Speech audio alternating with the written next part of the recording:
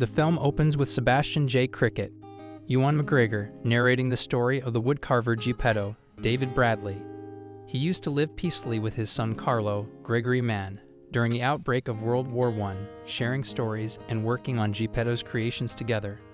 One day, Geppetto is hired to build a crucifix at the church. They are forced to go home when fascist planes fly over Italy and drop bombs on nearby locations.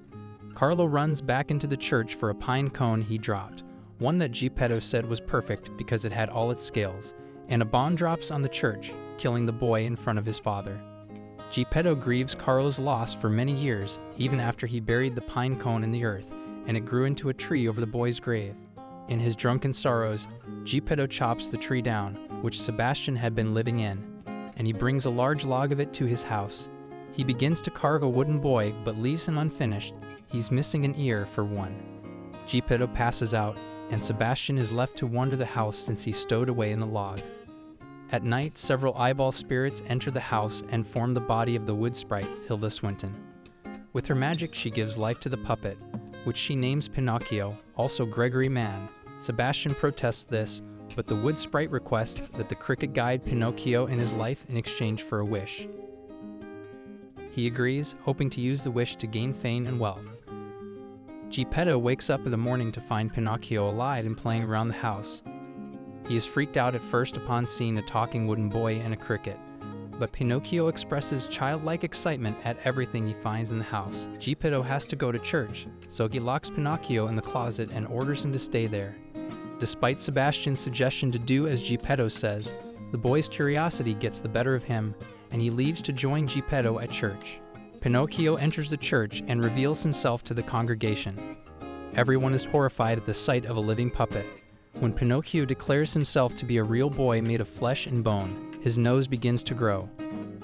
Geppetto is forced to take him home while everyone jeers and admonishes him for his creation. Geppetto fixes Pinocchio's nose and is later visited by the Podesta, Ron Perlman, and priest Bern Gorman, along with the Podesta's son Candlewick, Finn Wolfhard. They discuss making Pinocchio a model citizen to ensure he is not a threat to society. The boy protests to Geppetto when he wants the hot chocolate that the others are drinking, and Geppetto obliges him. Pinocchio sits next to Candlewick and mimics his movements before sticking his feet in the fireplace. Although he thinks it's fun, Geppetto scrambles to put the fire out and dips the boy into a water bucket, his legs having singed off. The Podesta orders Geppetto to send Pinocchio to school, and he agrees. When Geppetto goes to sleep, Sebastian tells Pinocchio about Carlo and how Geppetto continues to mourn him. As Pinocchio goes to help Geppetto work at the church, he is spotted by a white monkey called Spazzatura, Kate Blanchett, who belongs to a showrunner called Count Volpe, Christoph Waltz, whose circus has seen little business in recent years. Spazzatura runs to Volpe and shows him Pinocchio, whom Volpe believes will become his newest star attraction. Pinocchio then heads to school but is intercepted by Volpe, who convinces the boy to join his circus to become famous. Pinocchio signs a contract by drawing a smiling sun, and he joins Volpe and Spazzatura. Pinocchio makes a good impression on Volpe's audience as a singing puppet with no strings. Geppetto finds out from the Podesta that Pinocchio didn't go to school, and he finds the boy at the circus. Pinocchio begins lying more, and the other kids are amused by how his nose grows. He argues with Volpe over where Pinocchio belongs, and they begin pulling on him, leading to Pinocchio flying into the street, where he is hit by a car, effectively killing him. Pinocchio wakes up in the afterlife and finds a flock of black rabbits, all voiced by Tim Blake Nelson, gathered around as they bring the deceased into this realm. They tell Pinocchio that he needs to talk to Death, also Tilda Swinton, herself, in order to sort out his dilemma. Pinocchio meets Death, who is the sister of the wood sprite. She is annoyed that her sister gave life to Pinocchio, but she explains to him that since he is not technically a real boy, he can continue to die and come back to life over and over after certain waiting periods. She also tells him that he will eventually outlive everyone close to him. Pinocchio returns to life in front of Geppetto, Volpe, the Podesta, and others. The Podesta thinks Pinocchio being immortal can make him a useful soldier in the war, but Volpe insists Pinocchio belongs to him since he signed the contract and claims that Geppetto would owe him money. Geppetto takes him home, getting into an argument with Pinocchio since he wants to join the war, and Geppetto calls him a burden. This makes him sad since he thinks Geppetto really means it. but Sebastian tries to convince him otherwise. Thinking he can help his father financially, Pinocchio runs off to join the circus, trapping Sebastian under a cup to prevent him from stopping him. Pinocchio returns to Volpe and asks that he send Pinocchio's earnings to Geppetto, to which Volpe agrees even though he is clearly lying. Geppetto finds Sebastian after he freed himself, but was knocked unconscious, and finds that Pinocchio has fled.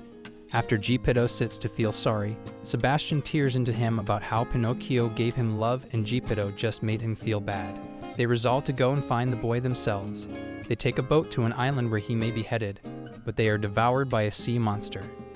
Pinocchio continues to be a hit for Volpe's show.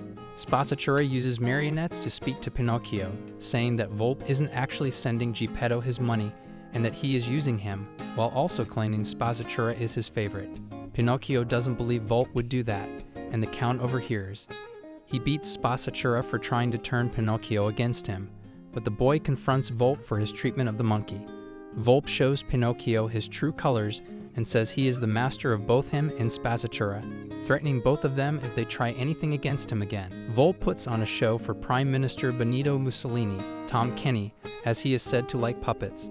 Pinocchio then puts on a crude display to mock Mussolini in front of Volpe as payback. While the children in the audience are amused, Mussolini is not, and he orders Pinocchio to be shot and for the circus to be burnt down. Pinocchio returns to the afterlife and waits to be revived. Pinocchio reawakens on his way to a fascist training camp along with the Podesta and Candlewick. While there, Pinocchio befriends Candlewick as he reveals his feelings towards his father for how he is trying to mold him into his image and fight in an unnecessary war. They play a game of capture the flag using paintball guns and have fun doing it, but when they announce that they reached a tie, the Podesta orders Candlewick to break the tie and shoot Pinocchio with a real gun. Airplanes then begin flying overhead to attack. When the Podesta continues to demand Candlewick pick up the gun, he stands up to his father for the first time. The Podesta attempts to shoot Pinocchio himself, but Candlewick hits him with a paintball gun and gets him caught in a net, trapping him just as he watches a bomb drop down on him and the school. Pinocchio is thrown into the ocean but is found by Volpe and Spazzatura. The Count ties Pinocchio to a cross and prepares to burn him for costing him his show and humiliating Mussolini. Pinocchio pleads with Spazzatura, and the monkey finally turns on his master. He frees Pinocchio and tackles Volpe off the cliff, where he lands on rock and Spazzatura falls into the ocean. Pinocchio jumps in after him, and they are swallowed by the same sea monster that got Geppetto and Sebastian. Pinocchio reunites with Geppetto and comes up with a way to get them out of the monster. He begins to tell enough lies to get his nose to grow big enough to reach the monster's blowhole. As Pinocchio makes his way over, he falls with Geppetto, but the monster blows everyone out of the hole. The monster then goes after Pinocchio, who has found a sea mine, and gets the monster to latch it onto its tooth. The monster then starts charging toward Geppetto, Sebastian, and Spazzatura, but Pinocchio activates the mine and blows the monster to chunks. When Pinocchio gets to the afterlife, he begs Death to let him go back faster to save Geppetto, but she warns him that if he breaks the rules, he will become mortal and not come back to life. Pinocchio shatters the hourglass that sends him back, so he goes immediately to save Geppetto from drowning. Everyone reaches the shore, but Pinocchio is dead for real. Geppetto weeps for his son, and the wood sprite appears from behind him. She tells Geppetto that Pinocchio's sacrifice for him made him a real boy, but he cannot come back. Sebastian then uses his wish to bring Pinocchio back to life, and the wood sprite grants it for him. Pinocchio returns and is happily embraced by all. Sebastian concludes his tale by saying that Pinocchio had many great memories with Geppetto, Spazzatura, and himself. However, as Death told him, everyone Pinocchio loves will have to go someday, and one by one, Geppetto, Sebastian, and Spazzatura all pass on. After Pinocchio is left alone, he heads off for a new adventure. During the credits, Sebastian is shown as having told the stories to the Black Rabbits before breaking out into a song.